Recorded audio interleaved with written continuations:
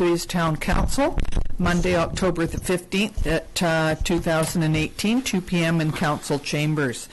And I'd like to welcome you all first and say this is not the usual setup of the room, so it seems a little unusual.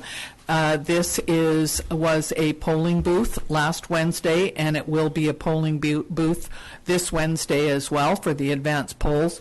And it didn't seem logical to move it all back to the regular place. So this is ready or close to being ready for our Wednesday advance poll. That's why we're like this. So the first is the adoption of some minutes. The Committee of the Whole minutes of October the 1st, the regular open minutes of October the 1st, the public hearing minutes of October the 1st, and the special open minutes of October the 9th. Could we have a motion, please? Thank you. Councillor Campbell, Councillor Rhodes, all in favor. Thank you. No business arising from prior minutes and introduction of late items. I see that we have one, but do we also have this other one? So we have two or is the loan authorization already included? No, it's not. It's two. We need to include that as well. Okay, so there's the loan authorization bylaw number 1348 that will be added as water matters number 2, and we also have the installation of new Neptune water meters in the recently twinned irrigation district 8 that will be added, and water matters number 3. Okay. Thank you. So could we please have the agenda approved, okay, as amended? That would be Councillor Rhodes, Councillor Youngberg, all in favor. Thank you. And first is water matters. And that would be, I need a bigger desk. I don't like this. I haven't got enough room to keep everything. So we have to report on expenditures from water accounts payable for water councillors and council approval in water districts 8 and 9. And that would be in the amount of $48,011.07 for council approval. That be Councillor Ray, Councillor Morera, all in favor. Thank you very much. And the next one is the loan authorization bylaw. Mr. Romanko. Thank you. The background is to establish a loan authorization bylaw to allow the town of Soyuz to borrow funds to secure financing for the rural water twinning phases 2 and 3 project. At the August 20th, 2018 regular open meeting of council, a grant application was brought forward for council's consideration with respect to the rural water twinning phases 2 and 3 project. This application received council's approval to make application and secure the town's portion through borrowing. A requirement of the grant application is that there be a borrowing loan authorization bylaw needs to be to third reading to show council's intent to borrow for the project. Bylaw 1348-2018 is being brought forward for council's consideration. A maximum borrowing for this project is construction, including contingency, $5.770 million, less grant application, $4.1321141, leaving a total borrowing of $1.538859 million. Borrowing will be through the Municipal Finance Authority over 20 years at an estimated 3.39 interest rate. The annual debt payment will be estimated at $108,206. The debt repayment will be recovered through existing rural water revenues. Authorities to provide water to rural area enable the town to enact borrowing without the actions of referendum or alternative approval process. Terms of implication: providing well water to water district users to be able to meet interior health requirements. Organizationally, just the administrative time to follow through the process. The budget project is in the 5-year financial plan. Budget will be amended to reflect the current estimate with contingency factor. This project is also subject to receiving grant funding. Significant dates: bylaw must be given first, second, and third reading, and then submitted to the ministry, included in the town's grant application no later than October 19th, 2018. Sustainability: to ensure funding is secured for the construction of the rural water Phase 2 and Phase 3 project. And the options provided to council are to give the loan authorization bylaw 1348 2018 first 3 readings. Thank you very much. Councillor Rhodes? Thank you, Mayor McCordoff. I'll move the recommended option number 1. And Councillor Youngberg is seconding that. Any? Yes, go ahead, Councillor Rhodes. Just for my own curiosity, I'm wondering about awarding or receiving the grant portion of it. Is there a date in the application that we know of? Or?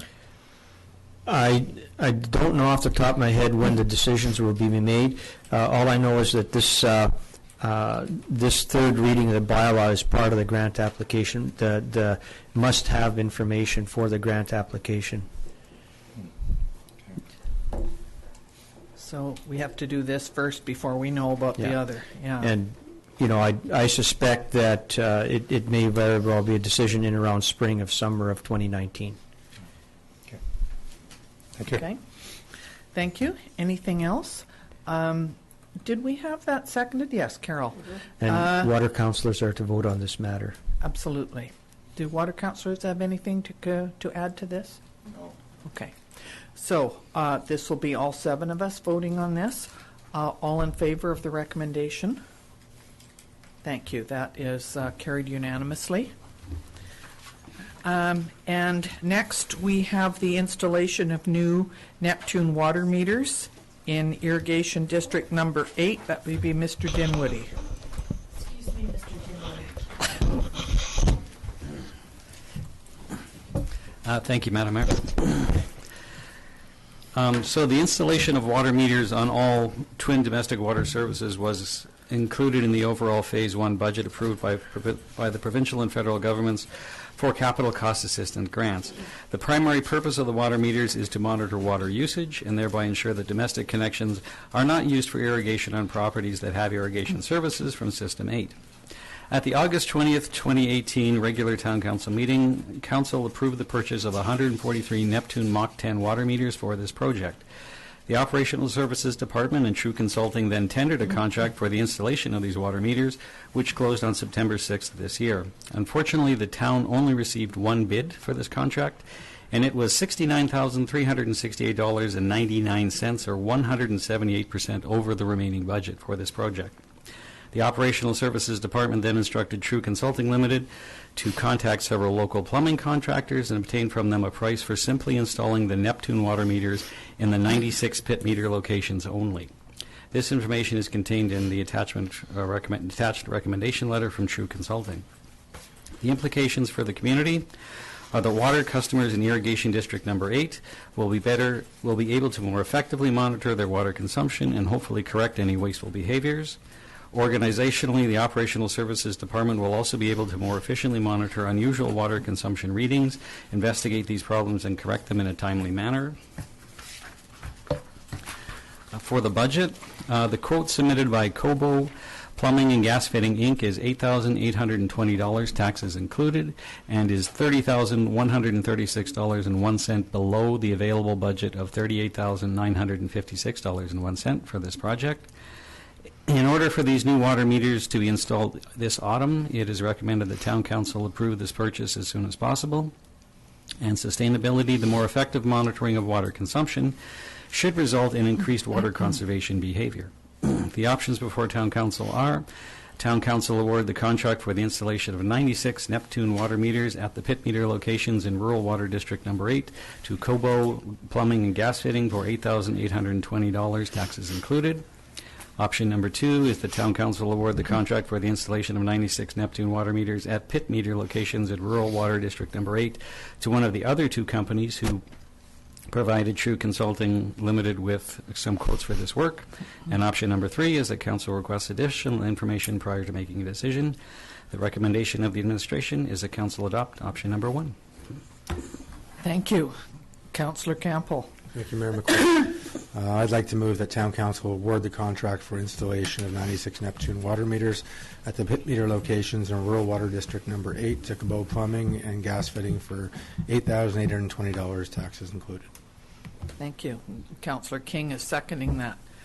I'm kind of dumbfounded. I mean, all of a sudden we've got this huge amount that that we couldn't afford, and now we have something totally reasonable. What happened in between? Well, what happened is there are 143 water meters that have to be installed total. 96 of them are in pits. It's quite easy to install the meter in a pit outside the home.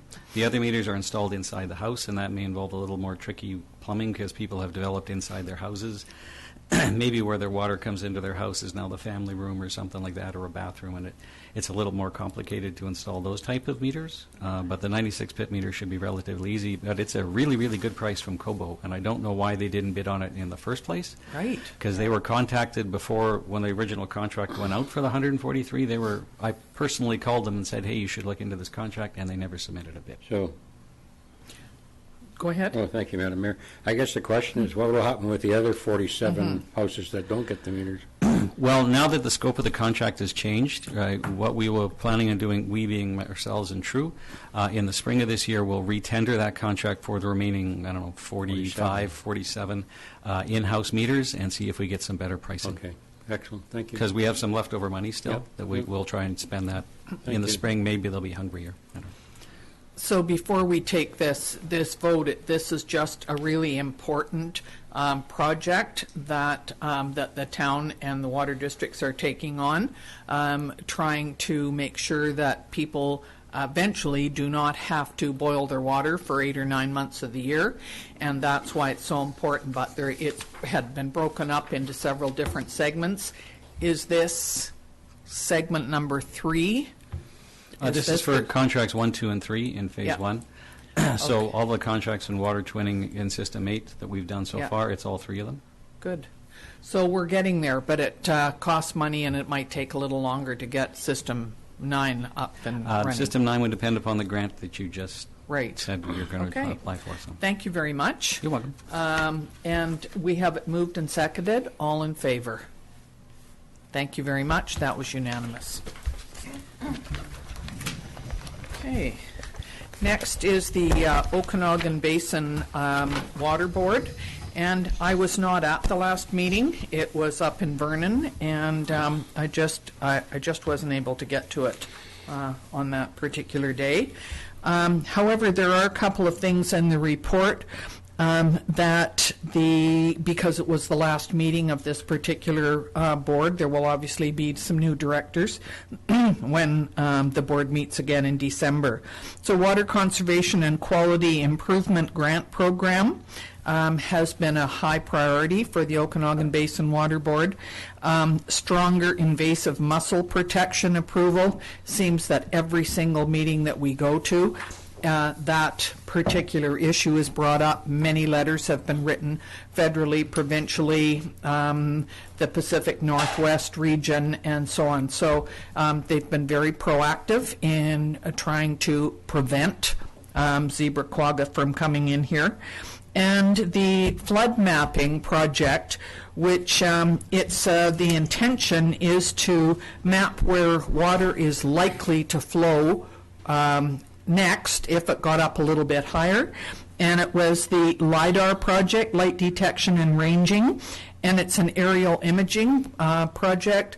Unfortunately, the pilot and his co-pilot died in a car or in a plane crash a couple of months ago, and some of the information was on the plane, and they're trying to recover that. So it may be, I think it was during the smoke, they had to sort of stop and slow down for a while. They were headed back to Calgary.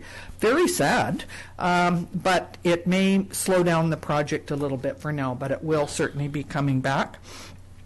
And there's a drought trigger project to try and control the levels of the lakes, but the reservoir, but the province of BC sort of controls that. So they're trying to sort of work with BC, with Okanagan Basin Water Board.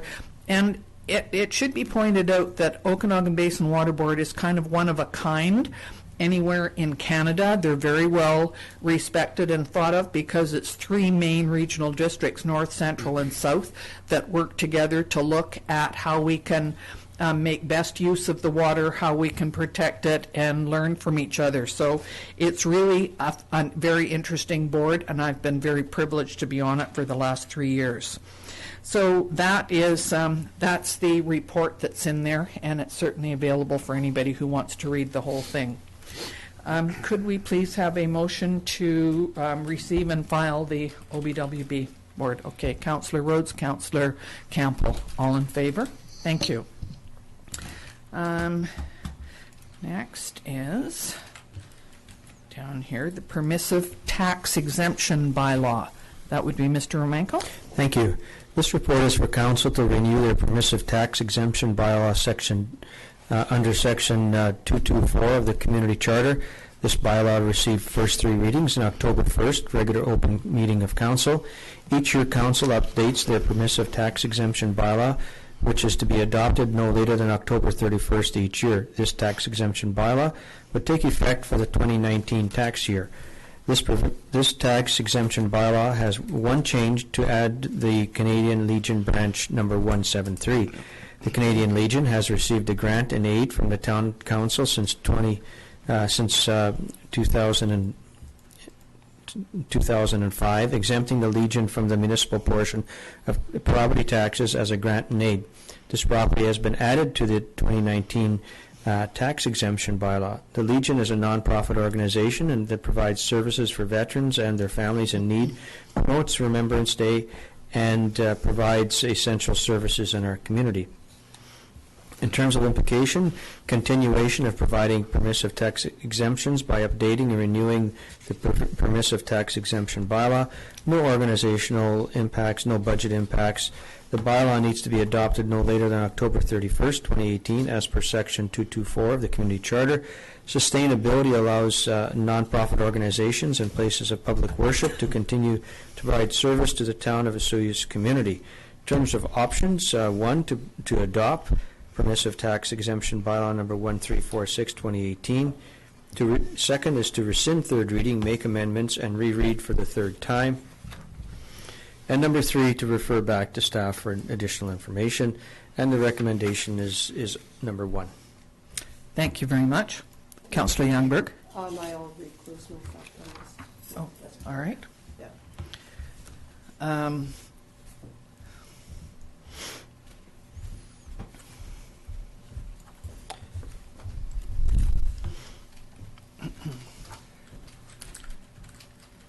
So,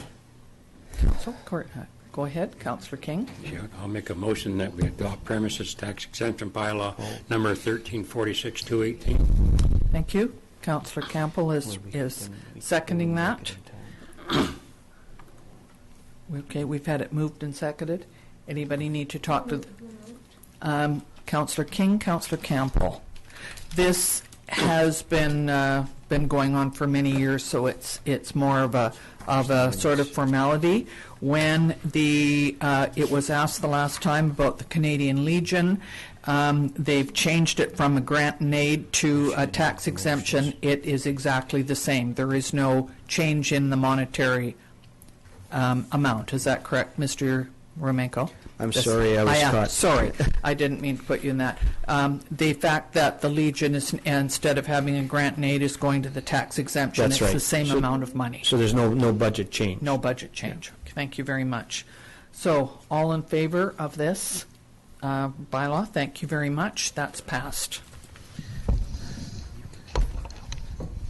Thank you.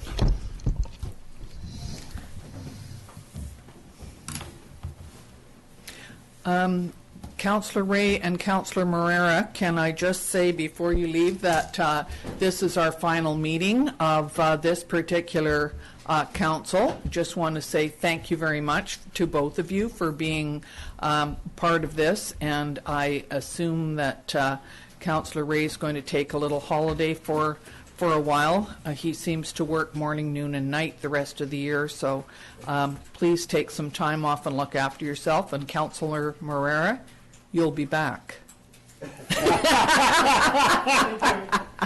Thank you very much, both of you. Next is the recreational marijuana retail sales. Ms. McKay. Thank you, Mayor McCordoff. So this report is with respect of the recreational cannabis retail sales in the C1, C2, C3 zones with site-specific rezoning. At their September 4th regular open meeting of council, council granted first and second reading to zoning amendment bylaw number 1085.109. The amending bylaw proposes to amend the zoning bylaw by inserting the following section after section 4.2.1 or 4.21. There we go. Section 4.22, cannabis sales. Council may approve a rezoning application for cannabis sales as a site-specific permitted use in the C1 downtown commercial zone, the C2 shopping center commercial zone, and the C3 highway commercial zone with consideration of policy PLA-019 and any additional information council deems appropriate, including all or some of the information required through the provincial licensing process. A public hearing was held on October 1st, 2018. Council granted third reading to zoning amendment bylaw number 1085.109 at their October 9th special open meeting. A little overview. Provincial licensing process and site-specific zoning. The Liquor and Cannabis Regulation Branch of the Province of British Columbia will not issue a private retail license without local government approval. The provincial licensing process, coupled with the site-specific zoning provision, will allow for a one-step process for consideration of cannabis sales in the town of Osceola. Council's approved cannabis policy PLA 019 at their September 4th meeting, and this policy, coupled with the site-specific rezoning, will ensure that all proposals are reviewed based on the same criteria. Cannabis licensing process. The next steps in the cannabis sales process will be to amend the town's business license bylaw to include cannabis and sales, to seek council direction on the need to develop local regulations that address public consumption restrictions beyond those currently provided by the province. Reports relating to these two regulatory areas will be provided at a future council meeting, and I think you can see why we didn't start that process today. Implications are as follows. For the community will benefit from the process of site-specific zoning for cannabis sales. Organizationally, in order to allow the sale of recreational cannabis in Osceola, amendments to the zoning bylaw and the business license bylaw are necessary. There is no consideration for the budget at this time. Significant dates, should the amending bylaw be adopted, the next step will be for staff to bring forward information on amending the business license bylaw.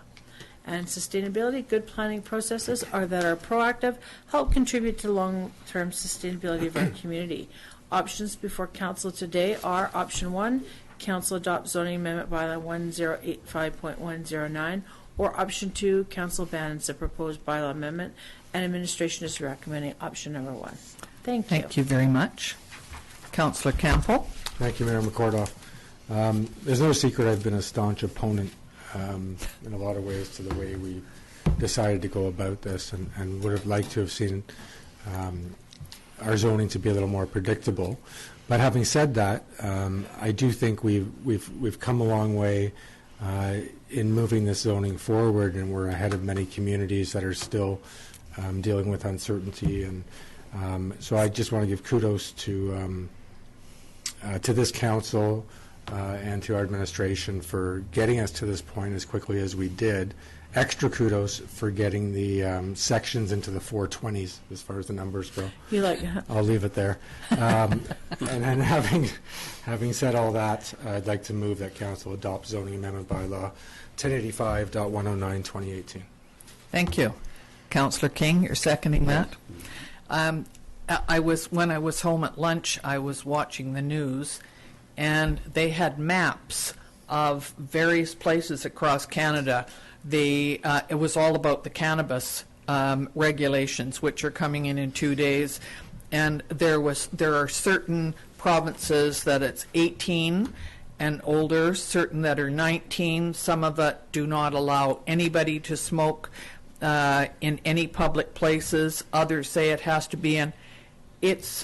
I honestly, it's just mind-boggling how many issues there are surrounding this and how many different ways of dealing with it we have, not just in BC. In BC, we've got all kinds of different communities coming up with different ways of dealing with it. So I certainly appreciate the fact that, Ms. McKay, you have taken us through this on a very sort of a logical format, and I know we'll be dealing with this many more times, the various things that we have to go through now. So we've had it moved and seconded that we approve this zoning amendment bylaw. Anybody else want to speak to it before I ask? Okay, all in favor. Thank you very much. Thank you. One more down, eh? Okay, next is the amendment bylaw for the housing agreement near market housing policy. Mr. Remenko. Thank you. Elkhart Construction is in the process of building the first house that will be offered under the near market housing program. This has created some interest and caused the administration to be drawn back to review the overall policies and documentation. In our review, we found an issue with the current structure of the program and its ability to prevent short-term windfall profits on the second and subsequent sales. The intent was to keep the house in the program for longer periods of time. However, that changed when the program changes from 30 years to 20 years and to 5-year restrictions. The latest change to 5 years may make the house more attractive to buy, but is open to short-term flipping by the second buyer in around the 5-year period. The attached housing agreement maintains the minimum 5-year period that an owner must own the near-market home before it can be sold at a market rate. However, the term that the house must remain in a near-market program has been extended to 15 years. The result is that any owner within a 15-year period of the first purchase must own the home for 5 years before the home can be sold for market value. The change in this agreement necessitates an amendment to the Housing Agreement Bylaw number 1433. Attached is the Bylaw Amendment number 1344.02 that amends the attachment and agreed to housing agreement with 1068612 BC Limited. Council completed the first 3 readings at its October 1st meeting. Changes to the bylaw also necessitated changes to the Near Market Affordable Housing Program Guidelines Policy, PLA 017.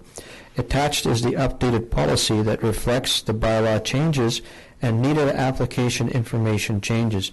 Application changes reflect a process that enables previously requested personal information to be handled through the mortgage approval process instead of the internal town application process. This application process enables security of personal information and guarantees that the applicants have the ability to achieve mortgage qualifications. In terms of implications, this change will make housing more accessible to near-market eligible buyers. Organizationally, just the time spent on bylaw and policy changes. No budget changes, as the reduced market value home discounts are provided by the developer. In terms of significant dates, the sooner council provides this change, the sooner the developer can make the homes available to eligible buyers. In terms of options presented to council, there are 7 in total. First being that council adopts Housing Agreement Bylaw Amendment number 1344.02. 2, the council makes changes to the suggested bylaw prior to the reading of the housing agreement, rereads the bylaw for the 3rd time, and adopts Bylaw Amendment 1344.01 as amended. Council request number 3, council requests additional information prior to approving the bylaw. Number 4, council authorizes the mayor and corporate officer to sign the attached housing agreement on behalf of the town of Osoyoos. 5, council adopts policy PLA 017 as presented. Number 6, that council provides makes changes to PLA .017 and approves policy. 7, council requests additional information to policy adoption. In terms of recommendation, the administration recommends separate resolutions to accept option numbers number 1, number 4, and number 5. And I apologize for Thank my you. reading because I've got new glasses and I'm just getting used to them. Thank you. Councillor Rhodes. Thank you, Mayor McCordoff. I'll move the recommended option number 1, the council adopts housing amendment bylaw 1344.02. Thank you. Councillor Youngberg is seconding that. Are there any comments about this one? All in favor? Thank you. Councillor Campbell? Thank you, Mayor McCordoff. I'd like to move that council authorizes the mayor and corporate officer to sign the attached housing agreement on behalf of the town of Osoyoos. Thank you. Councillor King is seconding that. Any concerns about this? All in favor? Thank you very much.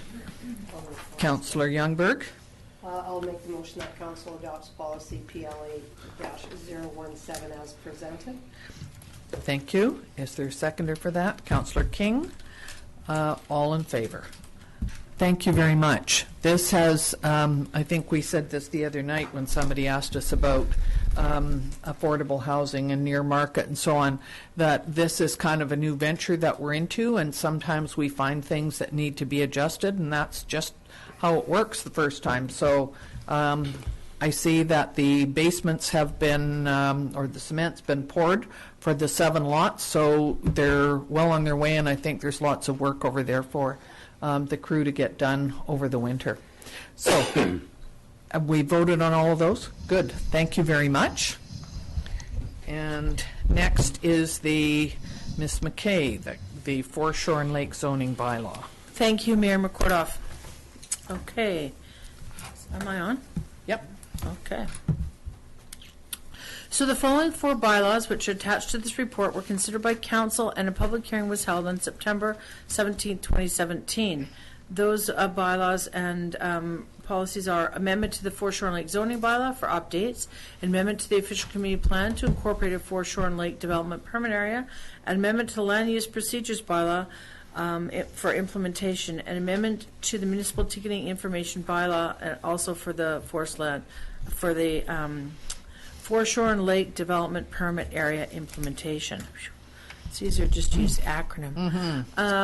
Nevertheless, it had been some time since we had that public hearing, so we held another public hearing. So, an overview for you today. The Foreshore and Lake bylaw applies to the upland high water mark across the foreshore and out to the municipal lake boundary in Osoyoos Lake, which is about 100 meters from shore. 4 zones are demarcated. W1, the public water use, including protected swimming areas. W2, the private moorage, typically for waterfront single-family homes. W3, for group and or strata moorage. And W4, for commercial moorage. Each zone has its own development standards, and a zoning amendment and public hearing is required to accommodate different uses not permitted within that current zone. An example of a zone amendment would be the recently adopted Foreshore and Lake Zoning Bylaw Amendment to accommodate the floating water park at Gyro Park. The pending amendments included a proposal to add a Foreshore and Lake Development Permit Area into the OCP to promote environmentally sensitive design of private moorage facilities and to complement our Foreshore and Lake Zoning Bylaw. Staff have recommended that the town follow suit with other local governments by requiring development permits for private morages and instituting a Foreshore and Lake Development Permit Area. These have been modeled after the provincial best practices guidelines. The Okanagan Lakes, Large Lakes Foreshore Protocol. In January 2018, the Ecosystem section updated the Okanagan Lake Large Lakes Foreshore Protocol and developed additional accompanying guidance documents. These new documents replace the Okanagan Large Lakes Foreshore Protocol dated May 2009. These recent changes in provincial policy make it ever more important that the town proceeds with the foreshore or with the proposed updates to our policies and procedures. 2 small amendments are required to update our land use procedures bylaw to assist in implementing the Foreshore and Lake development permits. These are to include them under the Director of Planning and Development Services delegated authority from Council to approve development permits and to add them to the development permit application form. It's noted that minor development permit fees of $750 would apply under the land use bylaw section B, as long as construction value does not exceed $1 million. It's noted that minor development permit fees of $750 apply. So lastly, amendments would also be required to a municipal ticketing information system bylaw to add offenses and fines for commencing work without a development permit. And it was questioned earlier about whether or not existing docks require permits, that they would not, just so we're all clear on that. Impacts to our community are as follows. Consistent, clear, and effective regulations will contribute to achieving community foreshore and lakes objectives and will create a level playing field for all users. Organizationally, additional demands on the P&D staff for new development permits are unknown at this time, but should be manageable. Budget development permit fees will help offset the cost of additional town services. Significant dates, time of action is needed to cover off a regulatory shortfall for private mortgages.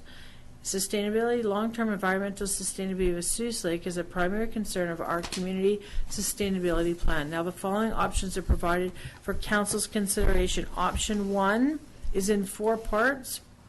That council adopt official community plan bylaw number 1230.20, being an amendment to incorporate a foreshore and lake development permit area. Part B, that council adopt foreshore and lake zoning bylaw amendment 124.02. C, that council adopt land use procedures amendment number 1235.06. And D, that council adopt municipal ticket information system amendment bylaw number 129.12, 2017. Option 2, council directs staff to provide additional information, or option 3, council abandons the proposed bylaw amendments. And staff are recommending option 1 to be completed through separate motions for each bylaw amendment. Thank you very much. So we've dealt with this quite a few times, so I think we're fairly up on and it is intricate, and we've had it explained a few times, the different parts. Councillor Rhodes. Thank you, Mayor McCordoff. So do we want to do 1A first? Yes.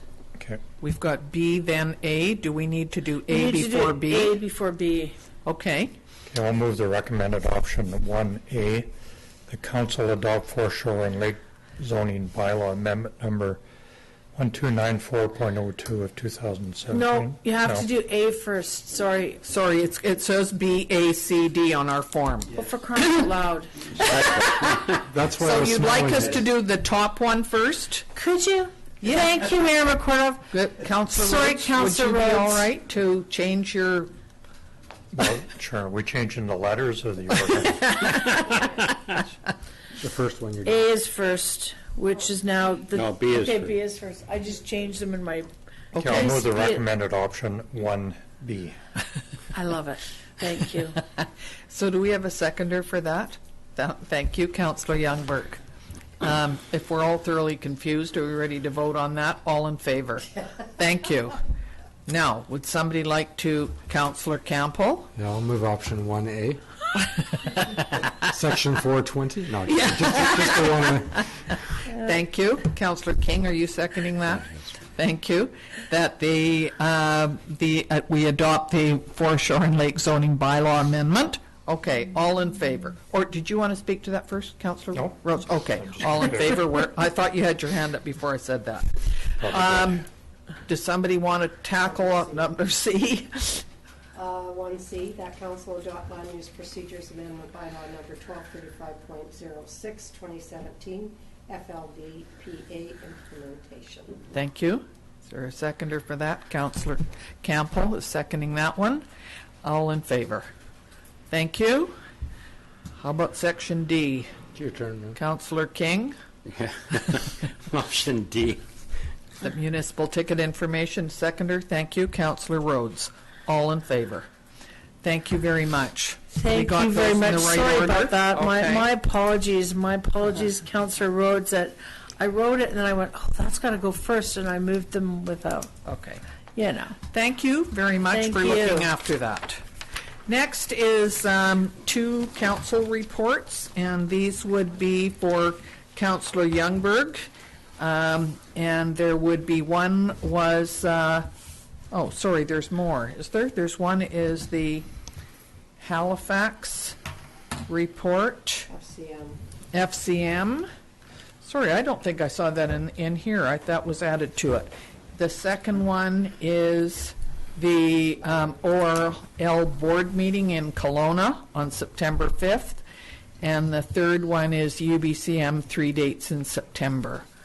So that was a total of, is it 750? Because I think I only had 2 of the things in here, and that's why I was mixed up. I'm sorry. I only had 2 out of the 3. Am I correct? No, there's 3 on the, But in my binder here, I only saw 2.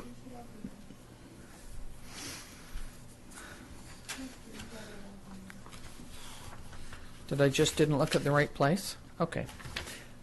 So would someone please move that we adopt all 3 of those? Thank you, Councillor Rhodes and Councillor King. All in favor? Thank you.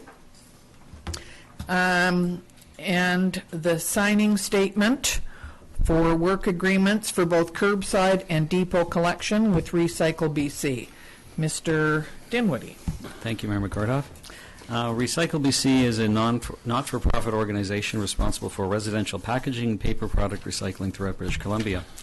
The town of Osoyoos has participated in Recycle BC program since its inception, offering residents both curbside collection and depot services. The town of Osoyoos received $73,806 last year in subsidies from our participation in Recycle BC program. Overview. At a committee of the whole meeting on July 16, 2018, the Operational Services Department outlined several changes Recycle BC would like to implement to their service by July 1, 2020. Several of these changes are new rates for curbside collection, education, and service administration, and they're illustrated below in your package. The biggest change would be there's an increase in curbside collection current rates from $31.95 to $34.50, and a decrease in service administration from $2.50 per household to $1.75 per household. The proposed change to Recycle BC program, which will have the greatest effect on Osoyoos residents, is their plan to no longer allow the use of recycled blue bags for curbside collection. Recycle BC is proposing to eliminate the use of blue bags for curbside collection by the year 2020. All curbside collection will be required to be placed in containers, although recycling is allowed to be commingled in one container. Unfortunately, the town of Osoyoos has just entered into a new 5-year curbside collection contract with Waste Connections Canada Limited, which deliberately did not include the use of containers for curbside collection. Numerous citizens have expressed displeasure with the maneuverability of large recycling containers, as well as issues with storage for these containers. In order to accommodate Recycle BC's proposed service change, the town of Osoyoos will have to renegotiate with Waste Connections Canada Limited for the use of containers for curbside collection. The cost of this service upgrade is unknown at this time. You'll also find attached all of their statements of work for curbside and depot collection for you to review and approve. The implications for the community will continue to receive a recycling service benefit from Recycle BC and be subject to recycling regulation of Recycle BC. The community will have to use containers for recycling prior to July of 2020. The community will also have to do a better job of recycle disposal so that contracted contamination levels are more close achieved. Failure to meet the contracted contamination levels may result in the town being fined by Recycle BC. Organizationally, the administration will have to renegotiate the waste services contract in 2019 and include container pickup for recycled material. Ideally, waste service contractor will be in agreement to change the contract and manage the cart system. In the event this contract is not approved, the administration will have to seek out other options for recycle management, which may include the impractical process of finding markets for the recycled materials ourselves. The town of Osoyoos will have to renegotiate an agreement with Waste Connections Canada for the use of containers in our curbside collection program, because there will be no more blue bags, the cost of which is unknown at this time. The town will continue to benefit from funds provided by Recycle BC. Significant dates: Recycle BC would like to have the new Statement of Work Agreements for curbside and depot collection signed as soon as possible. Sustainability, there are no concerns at this time. The options before Town Council are that option number 1 is that Town Council passes a resolution accepting the agreement and providing the town signing authorities the authority to sign the Statement of Work Agreements with Recycle BC. Option number 2 is that Town Council does not sign the new Statement of Work Agreements with Recycle BC. Option number 3 is that Town Council requests additional information prior to making a decision. Administration recommends Town Council adopt option number 1. Thank you. Councillor Campbell and Councillor King. Thank you, Mayor McCordoff. So I'm a little, frustrated or concerned. So the service provider that we entered into contract with was not apprised to what the provincial government had planned to do. Nope. One, and two, if we were to, for that reason, have to break this agreement to look for other options, would there be a penalty for breaking the 5-year contract that we signed without the knowledge that Recycle BC was changing how they were doing things? Yeah, Recycle BC didn't tell anybody they were going to go against blue bags until a meeting last November, I believe it was. Okay. It was a surprise to everyone. A lot of people, I was at that meeting in Vancouver. A lot of communities were as surprised as everybody else that this was happening. A lot of communities were opposed. They liked the use of blue bags. They wanted to continue to use the use of blue bags. Recycle BC said, we don't care. We don't like blue bags, period. And they just stuck to their guns and just left it that way. So we're hoping that the contractor will be able to renegotiate with them for the use of these containers now, but I don't know how much that is going to cost us. Thank you. Councillor King? Thank you, Madam Mayor. I guess when I read proposed from BC and where provincial governments change on the whim, how, in fact, is it really going to happen? We don't really know for sure. Well, Recycle BC is quite adamant that they will not accept blue bags in curbside collection starting the year 2020. Okay. So they're pretty. And that leads to my question. When you say new bins, is that just the little, like, blue buckets, or is that the big pickup buckets that we turned down last year? It all depends what the contractor is willing to give us. Like, he probably wants to go with the big buckets, bins, yeah. because that's what his trucks are designed to go pick up, because they do that in other communities. Like I said, we deliberately went away from that, us and other, I think Carmias went away from it as well, because of concerns that our residents had about the use of those big containers for picking up the recycling. I don't know if Waste Connections Canada is willing to pick up other, like, smaller private individual bins, or whether they will only go with the large bins, because we haven't actually asked them yet. So it seems to me that there are many areas around the province that are going to have to deal with exactly the same thing as we are, including the regional districts. So is it possible to look at what, sharing information and what other areas are Well, the RDOS planning? also doesn't, they use a blue bag program now, Yes, and they I don't know. have bins in there.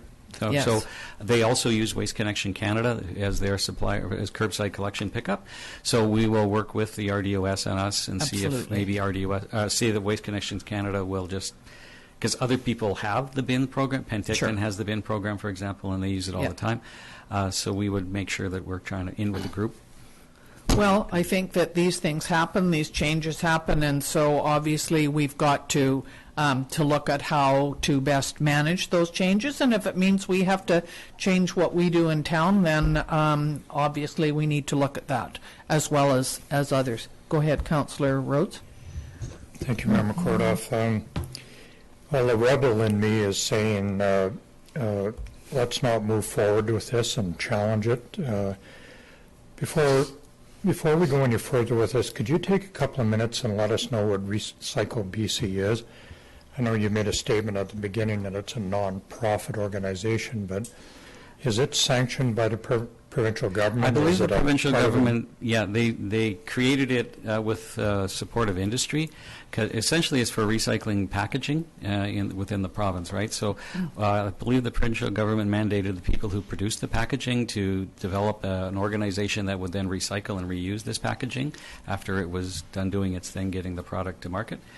So they created this group with funding from, like I said, industry and stuff like that. So it's kind of mandated by the government that we do something for recycling. But Recycle BC used to be called Materials Management Packaging or something, MMBC. Yeah. But nobody knew what MMBC stood for, so they changed the name to Recycle BC because they thought it was a bit catchier, I'm guessing. So like I said, they're kind of a government agency, but kind of an arm-length government agency. So go ahead. So they make a profound decision. Doesn't sound like it was negotiable or even negotiated at all. No, it was quite a surprise at the conference. And at the end of the day, regrettably, it's going to cost every taxpayer in our town and many other communities more money to collect garbage. Recycling, probably, yes. Yeah, recycling. Well, our curbside program Yes. encompasses all kinds of waste from everybody's house. Does not seem fair to me. It doesn't seem logical that we wouldn't be able to participate in some kind of debate or at least have input on it. Well, we've had discussions with Recycle BC several times, and we've clearly expressed to them our opinion and our disagreement with their decision. They said, thank you very much for the input, but we're still going ahead. Their response typically That is... was my point. Yeah, their response typically is if you don't like it, you don't have to use us to recycle your products. The problem is if we don't use them, we don't have access to the markets for this recycled paper and stuff like that. Like the market is mostly China that buys back all of the recycled paper and stuff like that, but we don't have a processing facility or anything like that to process these recycled materials into something that China or somebody else will buy. We also don't have any connections with the organizations who are buying recycled products to actually participate with them. So we being the very small community that we are, we don't have access to those places who are buying the recycled products. Recycle BC does, because they have lots and lots and lots of it, so they have access to the markets. Somehow it just doesn't seem Fair at all? No, it doesn't. Does not seem reasonable. It doesn't seem like it's something that I would want to participate in. I mean, I understand that we have little in the way of options, but, we just can't let this happen without some kind of input into it. Do we have any options? Can we protest? Can we send them a letter that we don't like it? We have sent them numerous emails and correspondence in the past that says that we don't like it at all. If you don't sign the statement of work, then, like I said, in the year 2020, they won't be picking up any curbside recycling. But I don't know what, unfortunately, what that probably means is that curbside recycling will now end up in the garbage, which is kind of defeating the purpose of recycling because now we're just adding stuff to the landfill. So. The RDOS, Councillor Rhodes, had decided to send a letter and bring it up at UBCM. When they discovered this, that this was not even negotiable, they took the letter off it didn't go any further than that. Can I just say one thing? I was out at the landfill last week because I had to do a proclamation for Waste Reduction Week, October the 15th to the 21st, right now. And so I thought if I'm going out there, I'm going to load up and use the recycling facilities that when I had my car there. I took 3 containers of yard waste. I took glass, white styrofoam and black styrofoam, and some plastic bags. In your Miata? No, not in the Miata. Thank you.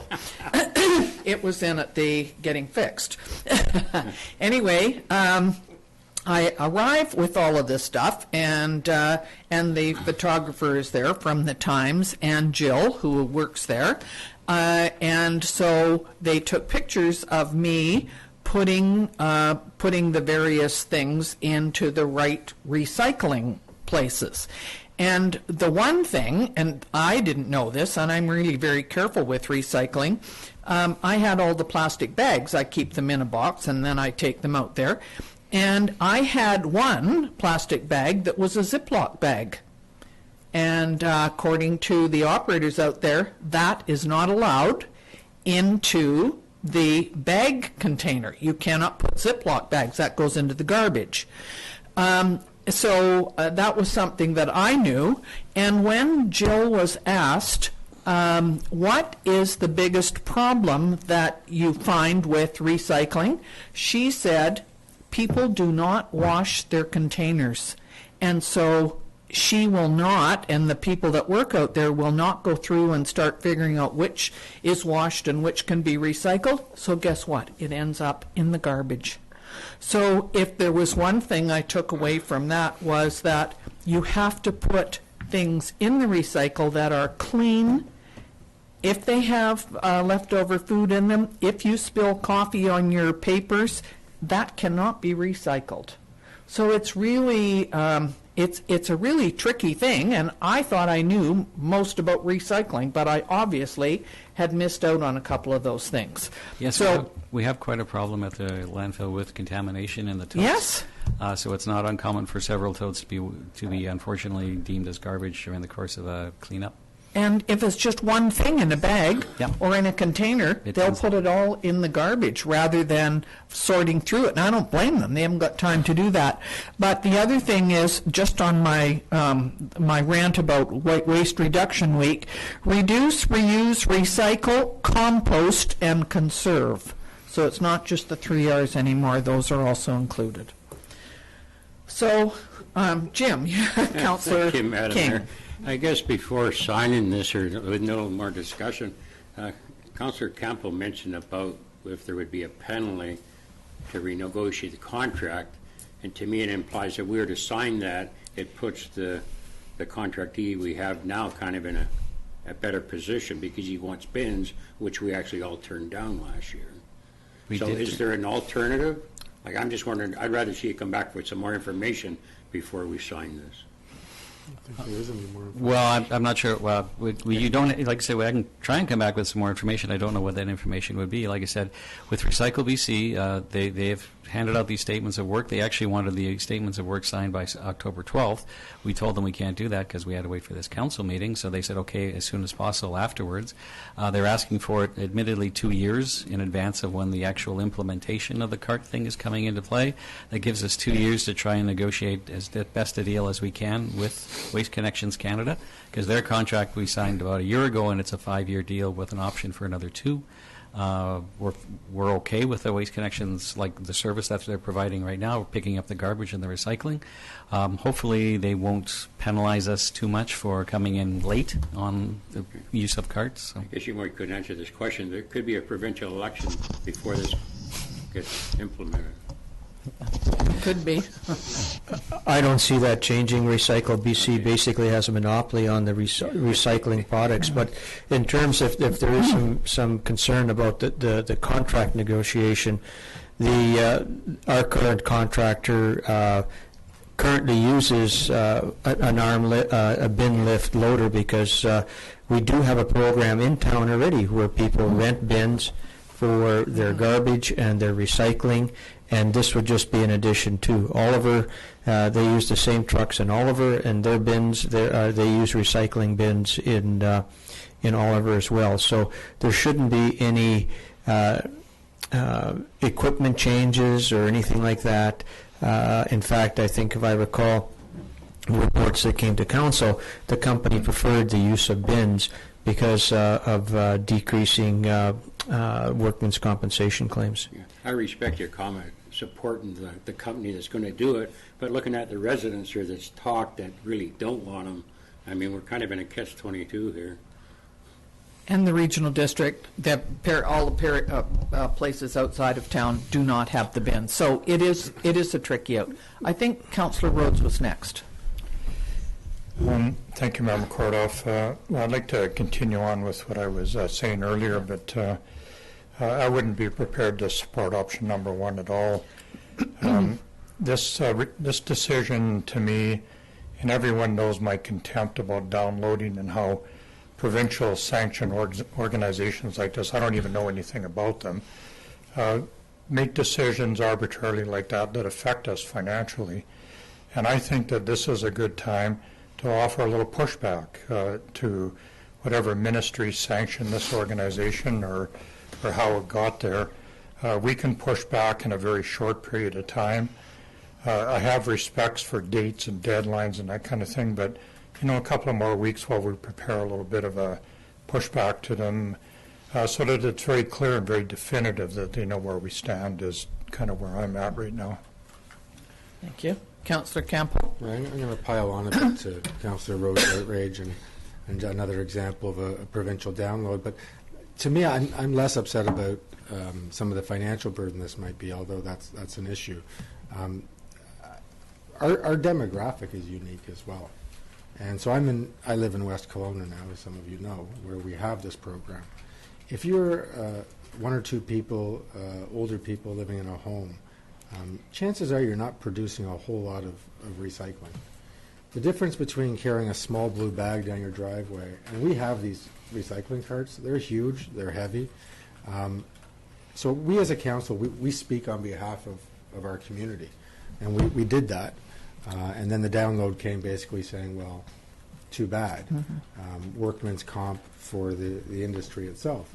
Again, that's a factor as well.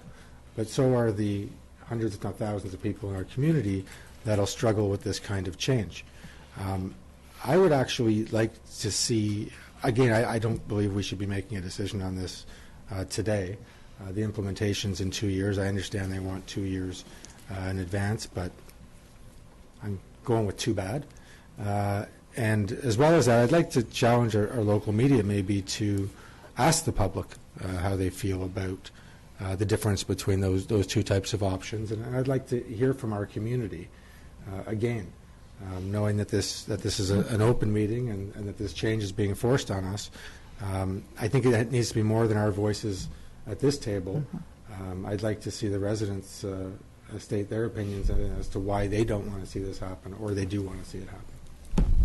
Agreed, and I think that there's lots of other communities around the province that are sort of in the same boat as us, so it would be nice to know what they're doing. Councillor, or sir, you're not really a councillor, No. CAO. So let's go back to what the original in the contract. Basically, with Recycle BC, if you choose not to become part of the Recycle BC program, they will come in your community and do it anyway. They will say, okay, fine, if you don't want to do recycling under our rules, we will come in and we will do it, and they will still be our rules. So not accepting these terms, and I can understand not liking to be told, this is the way it is, and without, they will run the program. We will lose $79,000. They will come in and run the program. But they won't give us the $79,000. They won't give you the $79,000. You will have bins, and you will not have blue bags because they are not going to run the blue bag program anymore. Is that called Alternatively- blackmail? Alternatively, because they've been charged by the provincial government to look after packaging products. So, may I? Yeah, go ahead. Thank you. So, in fact, Waste Connections works for Recycle. Turn your mic on. No, they work for us, but we've. You have to talk into your microphone, Carol. Sorry. How then can they come in and just complete the program without any permission from us? Because they've been charged with the responsibility to handle packaging material. So we have an option. We are either part of the program or we're not. So when our existing contract runs out, there will be no contract for picking up recycled materials. So then what would I do with the contents in my blue bag if we decide not to sign the agreement? Where would you, as an administrator of the town, guide me to go with my blue bag?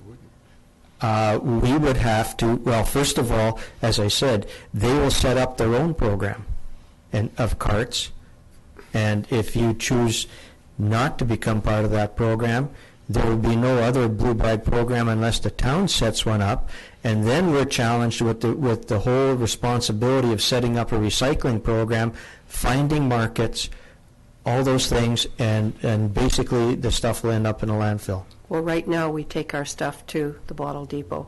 Glass, cans, bottles, plastics, everything goes there under their Recycle BC program.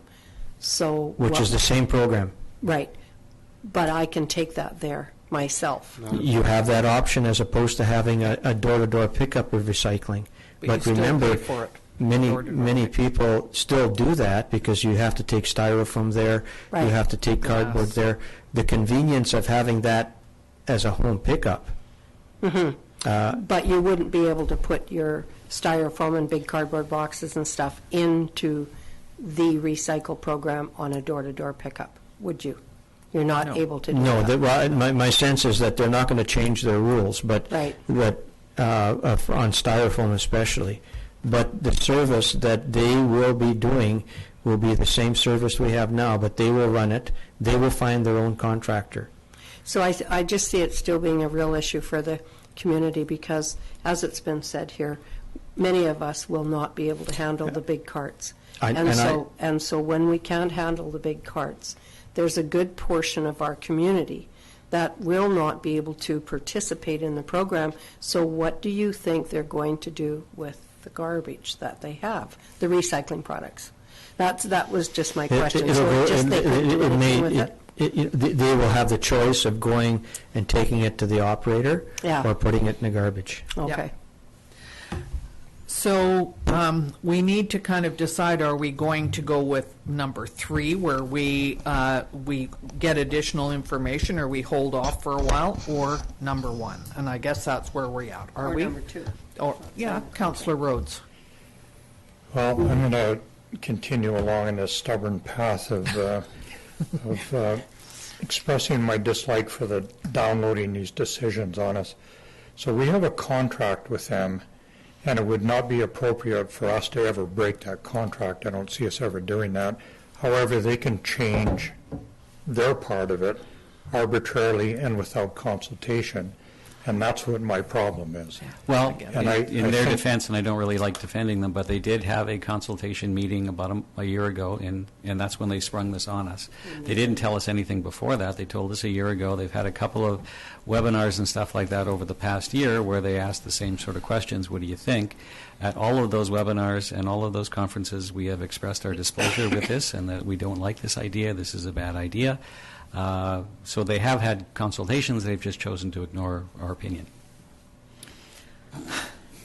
So better? not So- at all. No, I'm just getting more riled up every Yeah. time we have more conversation about this.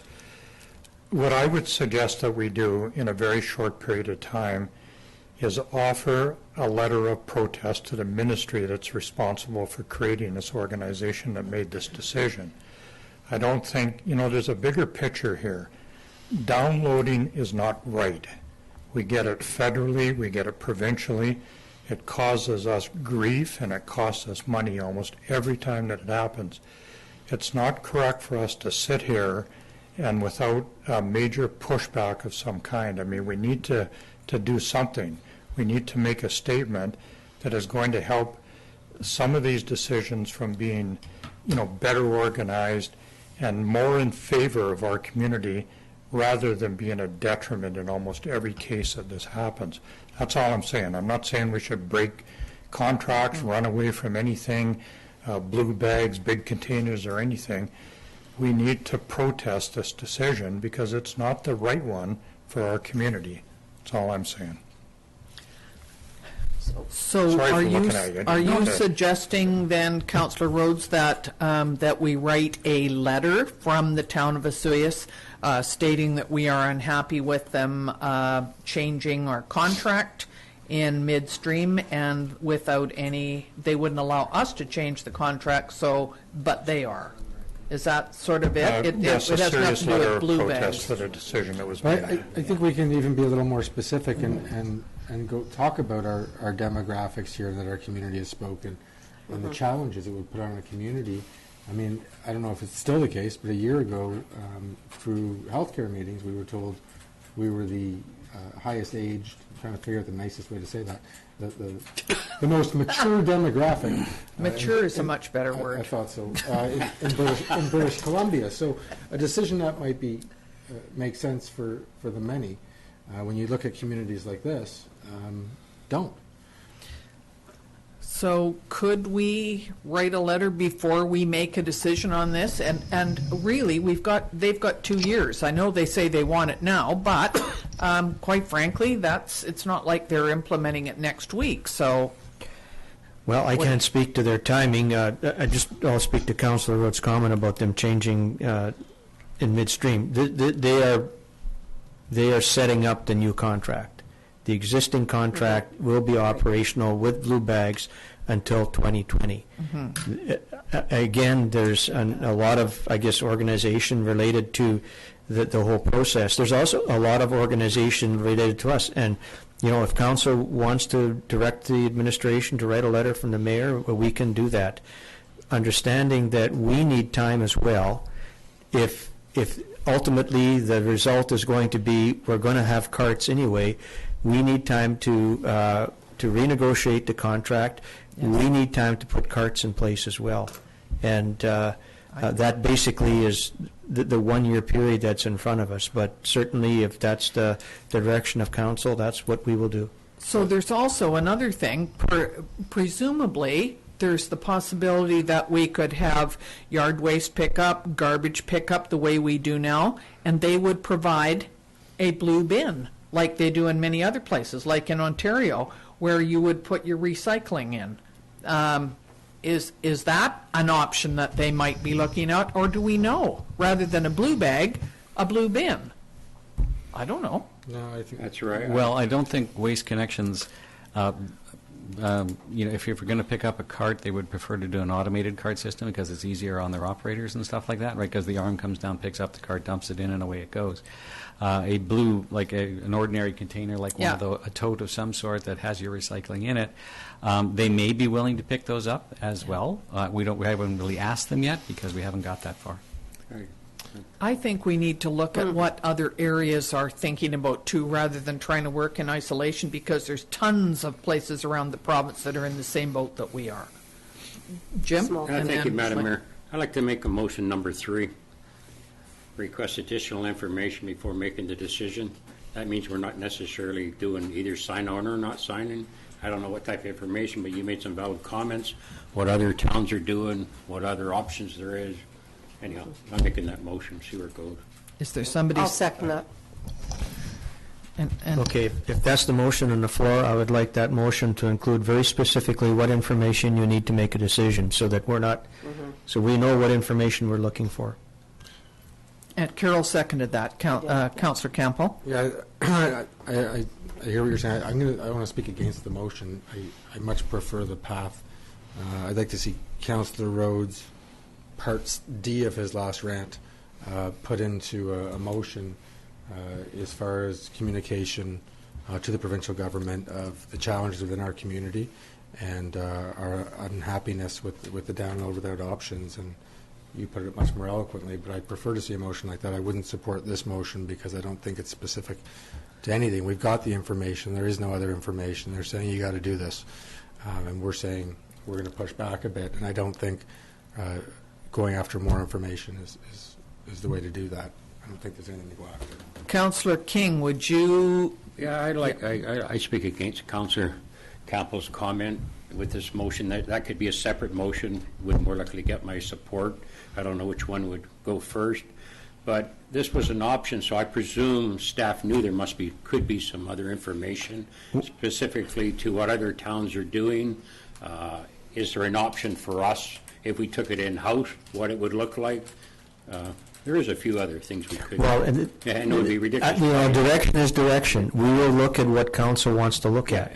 We may come up with some other things to look at, but I don't want to bring back an administrative report that and something is well, you didn't look at this. So if you have some very specific things you want to make it to look at, let us know what they are, and we will look at the broad perspective plus those very specific things you want.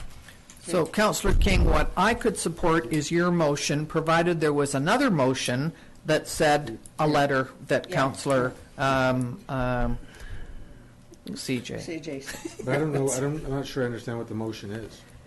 I know, because you usually sit beside me and then you've got it facing the wrong way.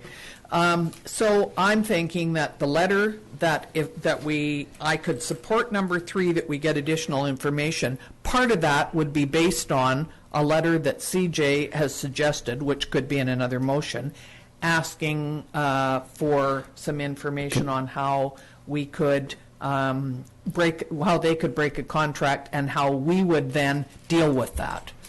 Is that? I think that's part of the letter. I totally agree it's part of the letter, but could we don't want us to, in other words, you would say not number 3, just go straight to the letter. Yeah, because I don't understand what number 3 is. There's nothing specific. To me, that was Well, what it was. you have a motion on the floor that's been seconded. Okay. All right, So CJ. can we ask Brianne? Brianne, could you read that motion, please? That council requests additional information prior to making a decision, and then what other communities are doing, what would a recycling program look like in-house? Oh, is that all right if we include that in that motion? Right. And you're seconding that? Yeah. Are we ready to make a decision? All in favor? Opposed? So that's carried. So does that include a letter? there's No, a new that one. just Oh, includes, you're going to make that includes staff asking for more information on this. Okay? Our Councillor Rhodes? Okay. Boy, things happen awful fast. I wanted to speak to that motion, but that's... Oh, I'm sorry, you didn't have your hand up. I'm sorry, go ahead. Do you want to make another one? So I'd like to offer a resolution based on composing a letter to either the ministry or whoever is responsible for Recycle BC based on the economics of their decision and how it's going to impact our community. And it also should contain some information that we've had a public consultation about the Blue Bag program versus the large bin, whatever it's called, and our community clearly supported the Blue Bag program because of our aging demographic and the ease of handling that. And I think that's enough. All of those words are not part of my motion. It's much more simplistic than that. So. Councillor Campbell? I'm seconding it. Okay. Yeah, Did we you did get- have a, like I said, Councillor King was at the forum when we were renegotiating our waste collection contract. There was approximately 50 individuals from the community at that meeting, and at that time, I'm pretty sure all 50 of them were opposed to the CART program. Yeah, they were. I think that's important to go in the letter because, we went through the public consultation process and that's exactly what the result was. And that's why we debated and passed the resolution to not go with the big bins. Okay, so the motion that Yes. has been drafted, if I can get my glasses right here. Thank you.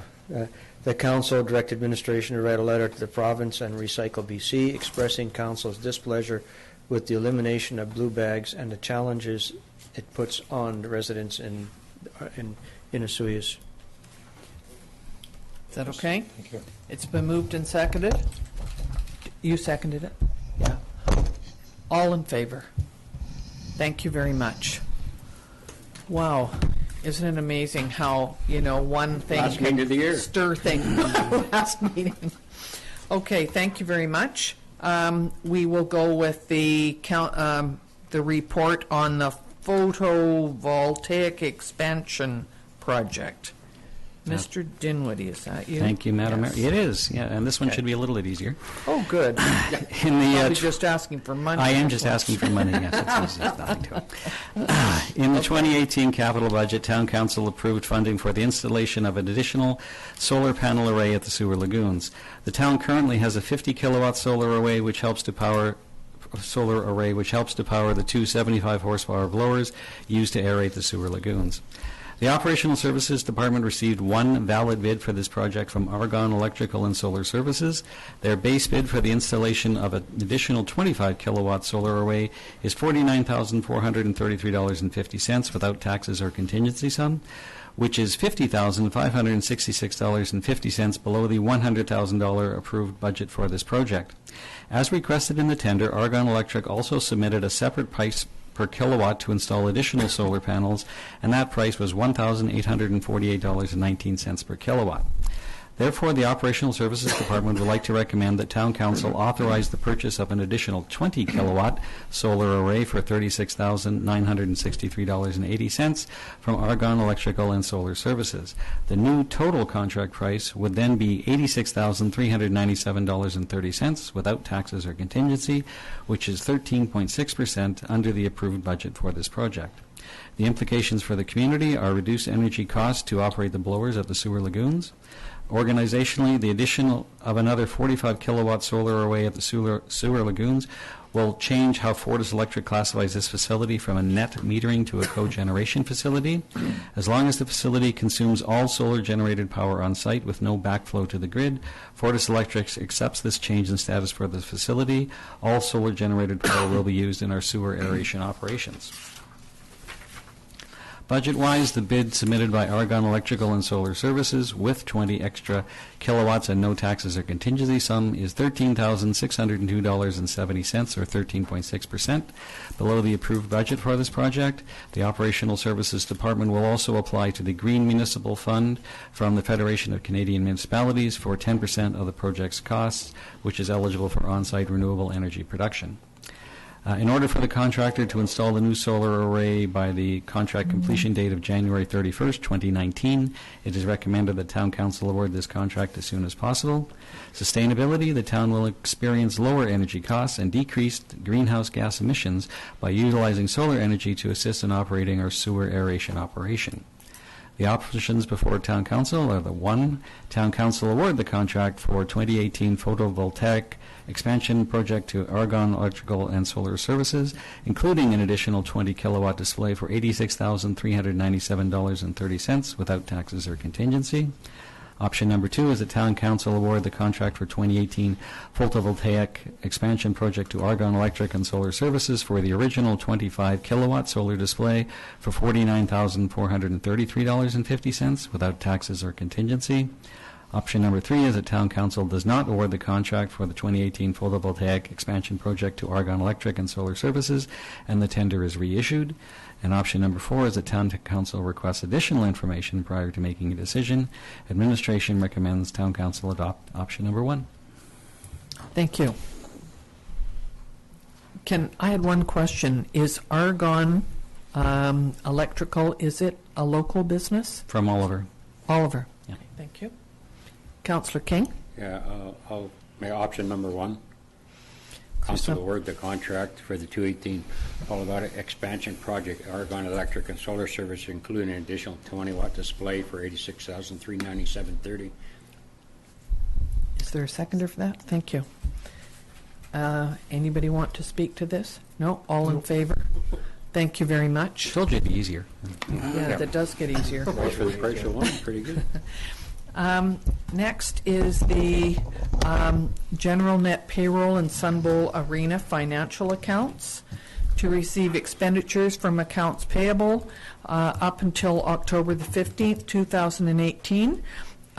General cash requirements, $148,081.87, and Sun Bowl cash requirements of $7,056.95, and those will be approved by consensus. And the net payroll accounts of $118,376.01, and that is for information. Next is the building report, and that it looks quite impressive. Lots of single-family dwellings on there.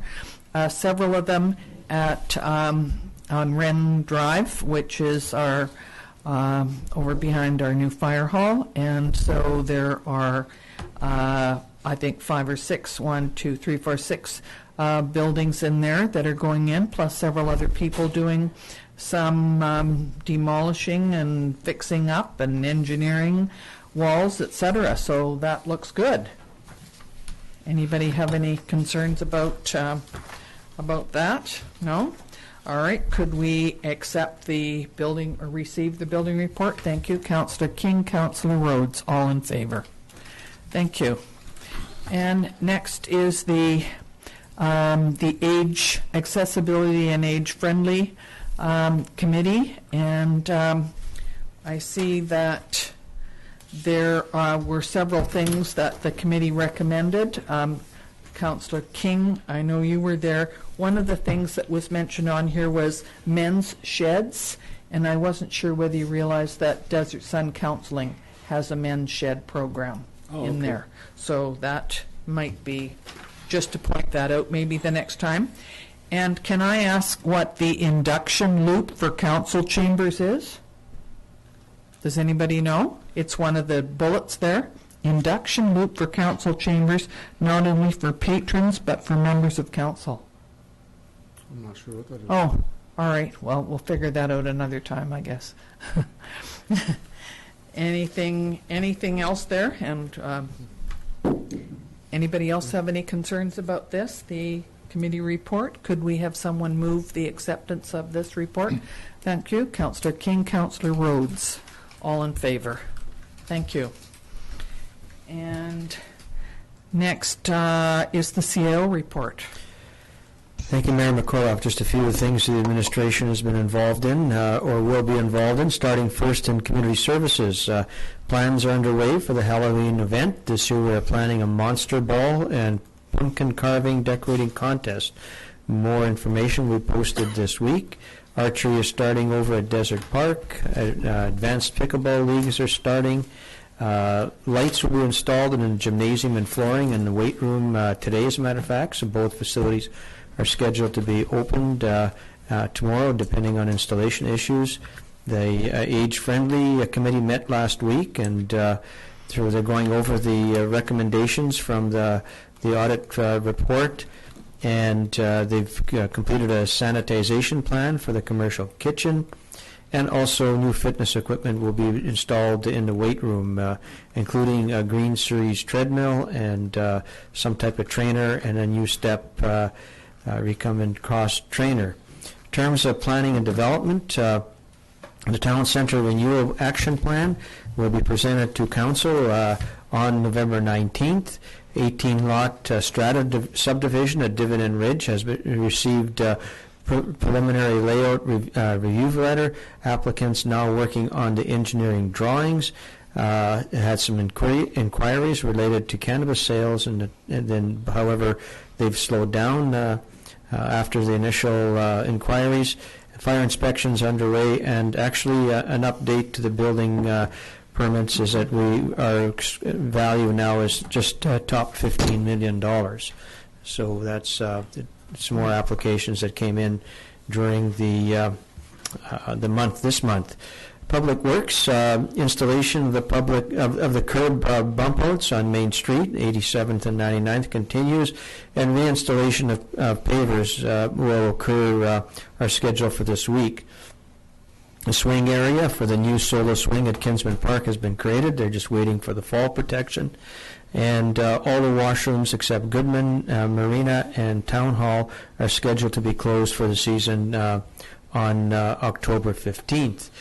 Fortis has now relocated the gas line at the intersection of Kingfisher and 89th, and the road realignment project is approximately 50% complete. Myself, I'm going to venture away a little bit, given since this is council's last meeting, and provide some of, I guess, my insights. So, on behalf of the administration, and I'll take some liberty and say the community, I'd like to thank council for its work over the past 4 years. The past 4 years have seen many exciting changes to the community that have been completed through the strategic leadership, policy direction, and directive resolutions of council. I'd just like to name a few that come to my mind very, very quickly. And so let me just start by saying the efforts to save the Osoyoos Secondary School, the ongoing commitment of council to attend school board meetings to maintain communication with the school board, work to continue to ensure continuation of the resort municipality program, increased financial support to community groups, completion of Phase 1 of Gyra Park, completion of the Canal Trail paving, dog park and ball diamond development, political efforts to link with the Ministry of Transportation to enable significant MOTI contribution to the long-standing issues related to stormwater management that led to the development of bump outs and the first phase of Main Street improvements. The medical center feasibility study as a quick response to the community's request for improved medical services, initiation of the Main Street improvement program, the vision to ensure at least one annual road works improvement was completed, policy decisions related to the Meadowlark subdivision near market housing development, acceptance of the donated Conconi lands and commitment to a public consultation prior to the implementation of any action related to development of property, initiation of regional discussions on developing a regional recreation facility, initiations of the sewer lift project, in setting the zoning foundation for the delivery of cannabis sales in our community. And I just added one, fighting violently to retain the blue bag program. So council will probably identify many more of the things that they've been involved in, but these are just examples to provide a solid foundation to the leadership expressed by this council. I would be remiss if I didn't speak to the respectful relationship that existed between this council and administration. Key to a successful relationship in this particular situation is that role clarity between council and administration and the understanding of the pressures that exist in delivering services to ever-changing demands of the community. I thank council for the leadership and understanding over the last 4 years. Thank you. Thank you very much, Mr. Romanko. I think the feeling is mutual. Can we say ditto to that? Ditto. We feel the same way. So, Councillor Rhodes, you're first. I'm sorry, we need a motion to accept the last two. You're not one and two now, you're the last two. I want to point that out just for today. All in favor? Thank you. Councillor Rhodes. Thank you, Member Kordoff. Well, thank you very much for that, Barry. That was well put and very much appreciated on my part. So, last 3 or 4 meetings I've been passing on and not using any of my time, so I thought I would, kind of go back and use it all up today. So, we have 2 very important dates coming up. November 11th is Remembrance Day, and October 20th is our civic election day in Osoyoos. These 2 dates are closely related. And if it wasn't for the sacrifice of lives by many Canadians in many armed conflicts over the years, we probably wouldn't even have an election on October 20th. So I have a few statistics I'd like to throw out here. And first off, I'd like to make a comment. Voter turnout in Osoyoos is pathetic. And I know that's a strong word, but the reality is, it's true. In 2002, 54.8% of eligible voters turned out to vote. In 2005, we went up slightly to 57.2%. And then we started a big decline down to 46.5% in 2008 and down to 40.2% in 2011, which is our worst voter turnout percentage in our history in Osoyoos. Then we went up slightly in 2014, our last election, to 42.4%. And voter turnout is, as a whole, shameful in Osoyoos. So those are some pretty strong comments, and I wanted to offer a few solutions to it if I could. So I have 6 points that I'd like to make. The first one is, the only way that democracy works is if its citizens, young and old, are active participants. A government by the people, for the people, just can't work without the people. Everybody's probably heard that. It's part of the U.S. Constitution, I think. Maybe. Second one, if you don't vote, you really have no right to complain about government decisions you don't like, no matter how much they actually suck. If you don't vote, it's like saying you don't care about how your town is run. So if you don't care, where do you get the right to complain? The third one, bottom line, you should vote because you can. It's a gift. Believe it or not, people in Canada have fought, and many have died to protect your right to vote. And I often like to ask, would you give your life for that privilege? Because a lot of people did. The fourth one is, voting ensures that your opinion is taken into account. Elected officials formulate policies that govern health care, education, fixing your streets, taxes, and many other vital issues in your life. The fifth one is, every vote makes a difference. Some people think that it makes no sense to vote since it doesn't make a difference. Well, What if everyone did and thought that way? Our life as we know it would change drastically for the worse. So the final one is the one that I like the best, and that's contempt. We've all been angered by something that a politician has done or not done that affects our life in a negative way. What an awesome opportunity to get even. On November 11th, please remember and respect the essence of the day. And on October 20th, let's get out there and vote. It is so important that we do that. And finally, I'd like to make one real quick comment. Jim, Mike, Sue, Carol, what a privilege it's been working with you over the last 4 years. As with all councils, peaks and valleys, way more peaks this time, and I think we got an awful lot done. And I just wanted to let you know that I'm real happy that we were able to do this, and thank you very much for all of us getting together and doing what we did over the last 4 years. Thank you. Thank you very much, Councillor Rhodes. Well said. So next is Councillor Campbell. Thank you, Mayor McCordoff. Well, it's weird that this will be my last time sitting in this chair. Can I suggest that the new council gets some new chairs? Oh, this is see this? Or at least put duct tape on them so it doesn't. It's not good. I'm in a unique position, not running for re-election and actually not living here anymore, where it gives me the opportunity to be brutally honest about anything and everything and the last 4 years. And I've been watching the election as it's coming up and was really happy to see a lot of candidates step forward.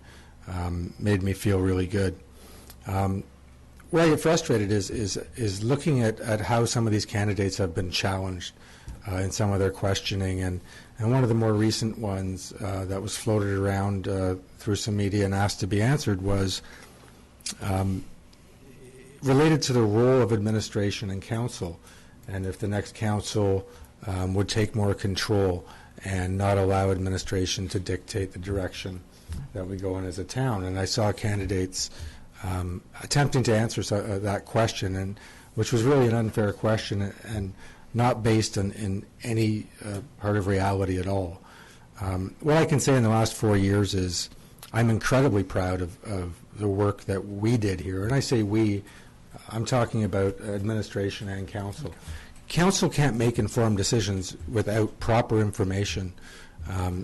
And this administration has done an excellent job at ensuring that we're prepared with the information we need to make those informed decisions. I've watched other municipalities, some not so far away, make decisions that had catastrophic consequences that had to be undone and cost cities and municipalities hundreds of thousands, if not millions of dollars by not being informed or by not consulting with the public to the degree that they should have. Were we a perfect council? I don't think any council has ever been perfect. But I do think that both administration and council has always acted in the best interest of the community. And, you know, Mr. Romanko rhymed off a lot of things that happened, and I would say there was even more than that. I think we moved ourselves forward in a lot of ways that don't necessarily, we haven't seen the impact of them yet.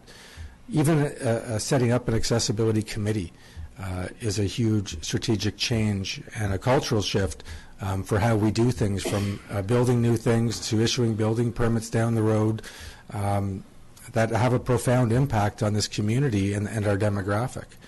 So again, I'm incredibly proud to work with the mayor and council that I did for the past 4 years, and my hat's off to this administration.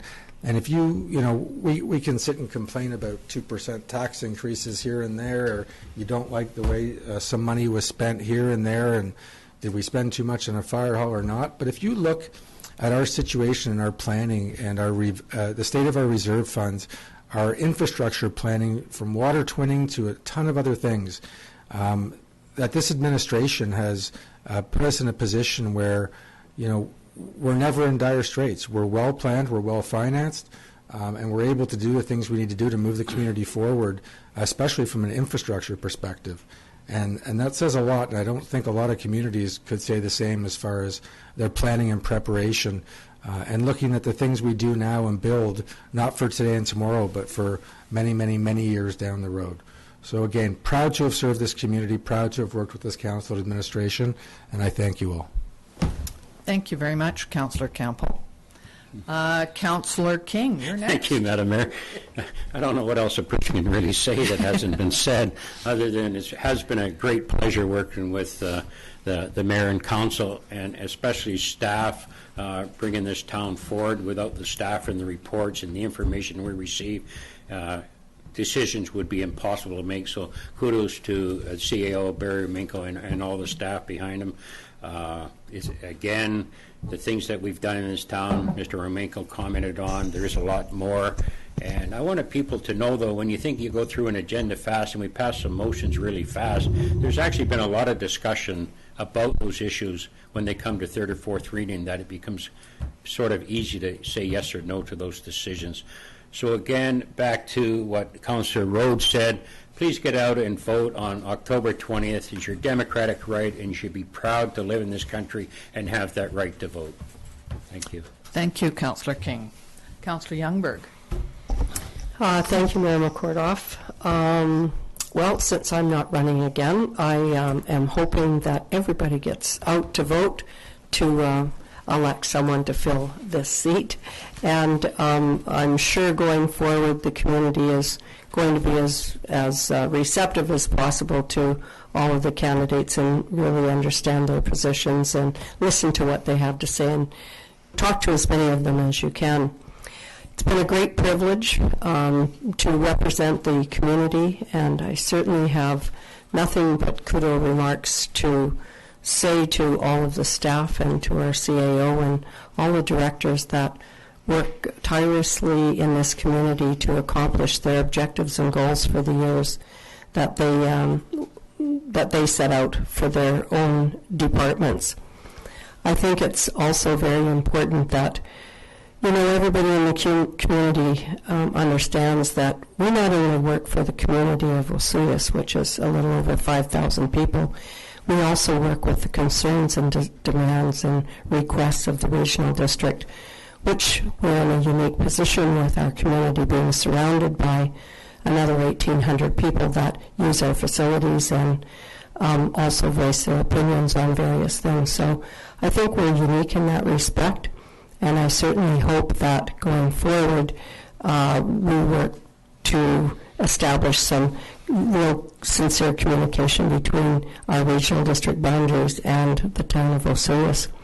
I think that's about all that I can say, other than, again, I thank everyone for working with me, and I've certainly enjoyed our council, the leadership of our mayor, and also all of our staff. Again, it's been a privilege, and thank you. Thank you, Councillor Youngberg. Well, I had a couple of things that I wanted to say first before I get into that. But one is that recently the 55 Plus BC Games were held over in Cranbrook, I think it was, quite recently, and 4 of our town members participated.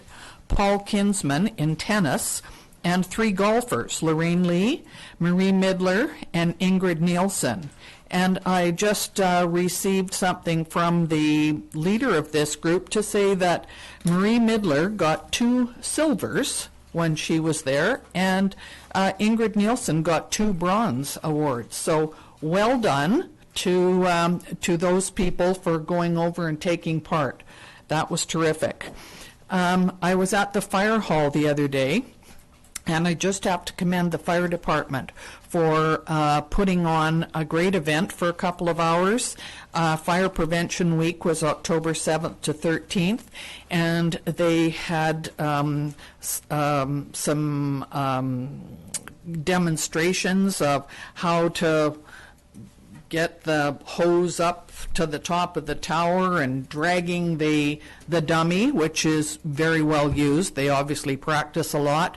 And what was so nice to see was that there were several members of the fire department who were younger. Some of them were in high school, and there's also a young lady who has joined the fire department, and I think well done to all of them for putting on a great event the other day.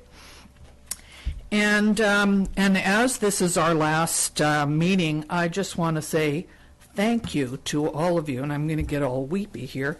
I just want to thank Carol and Mike particularly.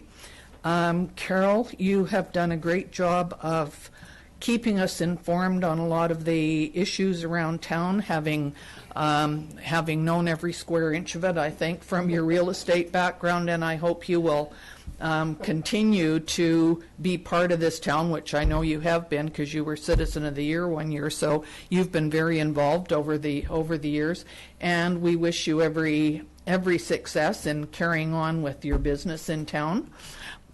Mike, you were kind of a whirlwind that came in here, and we absolutely appreciated your point of view on everything. The town was very fortunate to have you advocating for so many things, especially going to all the school board meetings. And while you were on social media quite often, and the rest of us kind of took a bit of a back seat, I did try once, and I was told that was probably not a good idea, so I've sort of backed off on that. But I thank you for all of that. West Kelowna is lucky to have you. I've already mentioned your name to the mayor, so you may be having somebody phone you sometime soon. We wish you and Becky all the best, and we're just glad that there's a little shorter distance now going to work, because we don't want you getting any more tickets. So I certainly hope that I am sitting in this chair again. I would very much like to. It'll be called the Green Room, I think. The Green Room. I also would very much like to work with Councillor Rhodes and Councillor King again, so I'm certainly hoping that all three of us will be back in these chairs after the election. Please go out and make informed decisions. Look at what you're voting for, and make sure that you are voting for the people, and there are many people running this time who've put in a great deal of time and effort. And quite frankly, I would not be running again if it was not for the support of this council. We haven't always agreed on everything, but we are friends where, we enjoy each other's differences and company, and I think that we have been very involved in this community, and it's been my privilege to be the mayor for 4 more years. I'm certainly hoping to do it for another 4. But that being said, if we didn't have the support of our town staff, I would certainly not be running. So I just want to thank Barry and Jim and Brianne and Gina and all of the other directors and town staff, because quite frankly, I find it great fun to come to work, and I think we have done a lot of good things in this town, and I certainly hope that we will continue to do that. So good luck to all our candidates, and hope to see you back in this same room soon. Thank you, everyone. Thank you. And could we have a meeting to adjourn? Thank you. 2 and 3 or 4 and 5 or whatever you want to call them. All in favor?